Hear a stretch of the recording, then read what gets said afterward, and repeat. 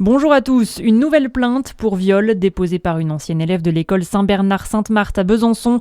Information de nos confrères de l'Est républicain confirmée par le parquet de Lons-le-Saunier. Elle accuse un frère de la congrégation de l'établissement, désormais école Saint-Jean, n'appartenant plus au réseau lassalien, de l'avoir violée dans les années 70. C'est la deuxième plainte depuis le début de l'année. Une douzaine de signalements ont été recensés au total dans le Doubs, selon le collectif de victimes. La première enquête avait été classée sans suite pour cause de prescription. Le collectif qui réfléchit désormais à lancer une action au civil contre la congrégation des frères Lassalle. Les élections sont imminentes dans l'agglomération de Lons-le-Saunier. Elles ont lieu aujourd'hui et un troisième candidat à la présidence s'est déclaré hier soir. Le maire de la commune de Montaigu entre dans la compétition aux côtés de Jean-Philippe Hulin et de Michel Fischer. Tous deux misent sur une présidence de l'espace communautaire Lons Agglomération en rupture avec les 6 précédentes années de mandat. Le maire de Montaigu, lui, propose la continuité. Les inscriptions se sont ouvertes hier. Le Vélotour revient à Dijon. Il fête ses 20 ans en 2026. L'occasion de découvrir des lieux insolites à vélo et de nous dégourdir les jambes pendant environ 2-3 heures. Lina Sidi Moussa. Oui, et c'est là toute la spécificité de cette 20e édition. Le Vélotour vous fera découvrir des lieux habituellement fermés à ce mode de mobilité dans l'agglomération dijonnaise.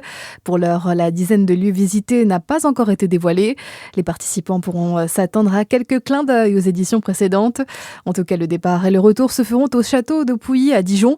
Deux boucles, l'une de 15 km et l'autre de 5 km seront proposées. À vous de choisir au moment de votre inscription. Immanquable des amateurs de vélo dans tout l'Hexagone. Tous les types de vélos y sont acceptés. L'événement est aussi accessible aux enfants de moins de 12 ans et également aux personnes en situation de handicap. Merci Lina. Le Vélotour qui aura lieu le 13 septembre prochain. La manifestation sportive rassemble 5000 participants chaque année. Des stands de restauration et d'animation seront disponibles sur place. L'actualité, c'est aussi 4 associations qui attaquent les plateformes de livraison à domicile, Uber Eats et Deliveroo, pour traite d'êtres humains. Elles dénoncent ainsi un recrutement de livreurs précarisés et une exploitation dans des conditions de travail contraires à leur dignité.